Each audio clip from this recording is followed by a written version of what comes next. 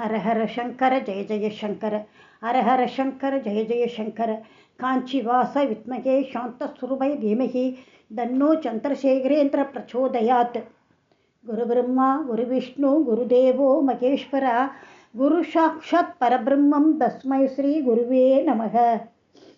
நடமாடும் தெய்வம் அவர் இருந்த போதும் சரி, இந்த நிமிஷம் வரைக்கும் அவர் நிகழ்த்தி காட்டி கொண்டிருக்கிற அனுபவங்களை பார்த்துன்னு இருக்கோம். அந்த வரிசையில் இன்னைக்கு அவரோட விளையாட்டு என்னன்னு பார்க்கலாமா? முக்காலமும் உணர்ந்தவர் மகாபெரிவா. அதிசய விளையாட்டில் இன்னைக்கு என்ன விளையாட்டு விளையாடினார் அதை பார்க்கலாம். 1927 வருஷம் அவர் காசி யாத்திரை பண்ணிட்டு இருந்த நேரம் அது. அப்போ பன்ருட்டி பக்கத்தில் வடவாம்பலம் அப்படிங்கிற கிராமத்துக்கு போனார். அந்த கிராமத்துக்கு வந்ததுலேருந்தே அந்த கிராமத்தில் இருக்கிற வயசானவா அக்கம் பக்கவா எல்லாரையும் கேட்டுருக்கார், இங்கே ஏதாவது ஒரு சமாதி இருந்தா, அதாவது ஸ்ரீ காஞ்சி காமகோடி பீடத்தோட 58வது பீடாதிபதியாக அலங்கரித்த ஸ்ரீமத் ஆத்மபோதேந்திர சரஸ்வதி சுவாமிகள் சித்தி அடைஞ்ச அதிஷ்டானம் இங்கே தான் இருக்குது, அது எங்கே இருக்குன்னு உங்களுக்கு தெரியுமா?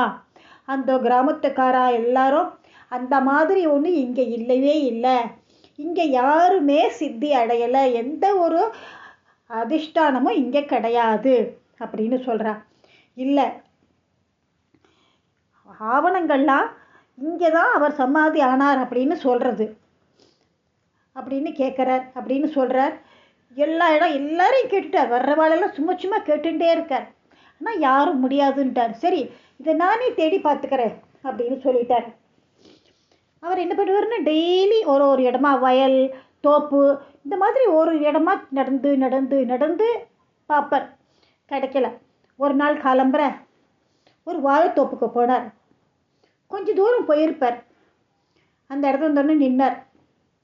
இங்கே வாங்கோ, இந்த இடத்த தோண்ட பாருங்கோ அப்படின்னு உத்தரவு போட்டார். கூட வந்தவெல்லாம் இங்கே எந்த ஒரு சமாதியும் கிடையாது, வாய்ப்பே இல்லை, இந்த தோட்டத்தை தோண்ட வேண்டாம் அப்படிங்கிறார். இல்லை, இந்த இடத்த தோண்டு அப்படின்னு சொல்லிட்டுன்னு தன்னோட மடத்துலேருந்து வந்த குமாரமங்கலங்கிற சொல்லி பார்த்து, நீ இதை தோண்டு சாம்பமூர்த்திங்கிறத சொல்லிட்ட, நீ மண்வெட்டி கொண்டு வந்து இங்கே வெட்டு அப்படின்னு விட்டுன்னு அவரும் மண்வெட்டி எடுத்துன்னு வந்தார். ஒரு 10-15 அடி தோண்டி இருப்பார். அப்போ ஒரு அதிசயம் நடந்தது. என்ன அதிசயம்? மண்வெட்டி பூமியில் வெட்டின்னு இருக்கும்போது ஒரு கபாலம் தடப்பட்டு அப்படியே நின்றுடுத்து. அப்போ தோண்டின்னு இருந்த சாபமூர்த்தி, நிறுத்து நிறுத்து சதாசிவம் சதாசிவம் அப்படின்னு கத்தின்ண்டே மூச்சை கீழே விழுந்துட்டார். மயக்கம் போட்டு கீழே விழுந்துட்டார். பெரியவர் சொல்லிட்டார், இதுதான் சமாதி ஸ்தலம், இங்கே சமாதி அதிஷ்டானம் கட்ட ஏற்பாடு பண்ணுங்கோ அப்படின்னு உத்தரவு போட்டுட்டார். கூடி இருந்தவா கிராமத்துக்கார எல்லாரும் அப்படியே சிலையாக நின்றுட்டார். எப்படி கண்டுபிடிச்சிட்டார் பாரு, எப்பேற்பட்ட ஞானி இவர் அப்படின்னு சொல்லிட்டுன்னு. அவர் யார்? 3 காலமும் அறிஞ்சவர் ஞானியாச்சே, இது கூடவா அவருக்கு தெரியாது? மயக்கம் தெரிஞ்சு எழுந்திருந்தார் சாம்பமூர்த்தி. அவர் கேட்டால், என்னாச்சு, எதுக்கு இப்படி கத்தினே நீன்னு?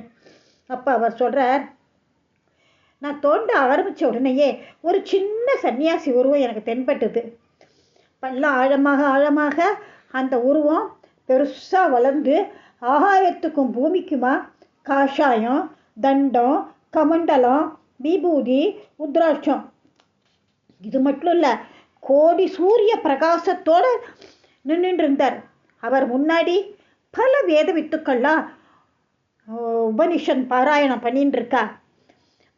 திடீரென்று அந்த மகா என்ன பண்ணுறார், முன்னாடி இருந்த வேதியர்கள்ட்டெல்லாம் நிறுத்து நிறுத்து சதாசிவம் சதாசிவம் அப்படின்னு சொல்கிறார்.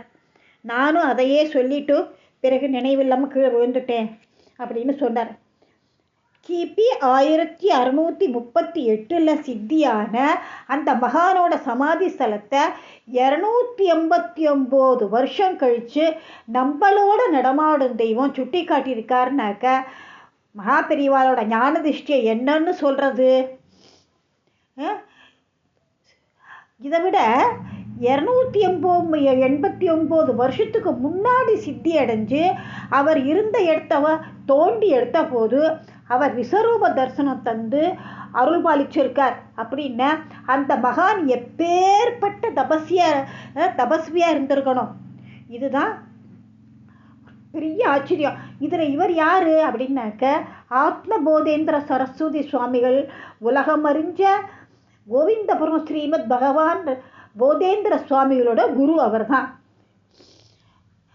அவர் இடமும் தெரியாமல் வழிபாடும் இல்லாமல் இருந்த ஒரு மகானோட அதிஷ்டானத்தை பெரியவாளோட அருள் பார்வையால் கண்டுபிடிச்சு நித்திய பூஜைக்கு ஏற்பாடு ஆயிடுத்து.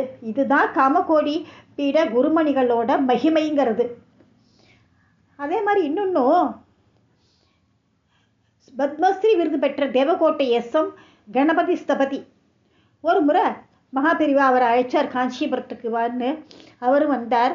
நீ ஒன்று பண்ணு, இந்த காஞ்சிபுரத்தில் எத்தனை கோவில் இருக்கோ அத்தனை கோவிலுக்கும் போ, கடைசியாக நீ காமாட்சி அம்மனை தரிசனம் பண்ணிவிட்டு அதுக்கப்புறம் என்னை வந்து பாரு அப்படின்னு சொல்லிட்டார். அவனுக்கு உத்தரவு போட்டார். அவர் காலம்பரம் ஒரு கப் காஃபி குடித்ததோடு சரி, ராத்திரி வரைக்கும் அத்தனை கோவிலையும் சுற்றி பார்த்துட்டு டைம் ஆகிடுத்து. சரி, ஒரு சிவாலயம் மட்டும் பாக்கி, காமாட்சி அம்மனை பார்க்கலாம், அந்த ஆலயத்தை பார்க்கட்டா பரவாயில்ல அப்படின்னு காமாட்சி அம்மன் கோவிலுக்கு வரத்துக்கு வரார். அப்போ கோவில் வாசலில் சிவப்பழமாக ஒரு சிறுவன் நின்றுருக்கான். அவன் சொல்கிறான், முதல்ல சிவாலயத்தையும் தரிசனம் பண்ணிவிட்டு அப்புறம் காமாட்சியை பார்க்க உத்தரவு, அதைப்படி அது மாதிரி செய் அப்படின்னு சொல்லிட்டான். அப்படின்னு மாயமாக மறைஞ்சு போயிட்டான் அந்த பிள்ளை. ஸ்தபதி அதிர்ச்சியில் அப்படியே நின்றுட்டார் கணபதி ஸ்தபதி. அதே மாதிரி அந்த சிவன் கோவிலுக்கு போனார். அதுக்கப்புறம் காமாட்சியை தரிசனம் பண்ணிவிட்டு அப்புறமா பெரியவாளை வந்து தரிசனம் பண்ணினார். பெரியவா அவர்கிட்ட சொல்கிறார், லிங்கப்பையர் தெருவில் ஒரு குறிப்பிட்ட வீட்டை சொல்லி அந்த வீட்டுக்கு பின்னாடி போய் நீனு தோண்டிப்பார் அப்படிங்கிறார். அதே மாதிரி அடுத்த நாள் பண்ணினார். அங்கே வெளிப்பட்டார் பத்மநாபேஸ்வரர். இன்றைக்கும் அவர் கோவிலில் நித்திய பூஜையோட அருள்பாலிச்சுன்னு இருக்கார். இதெல்லாம் யார்? நடமாடும் சிவபெருமான் நம்ம பெரியவாங்கிறது எல்லாருக்கும் தெரிய வந்த உண்மை இது.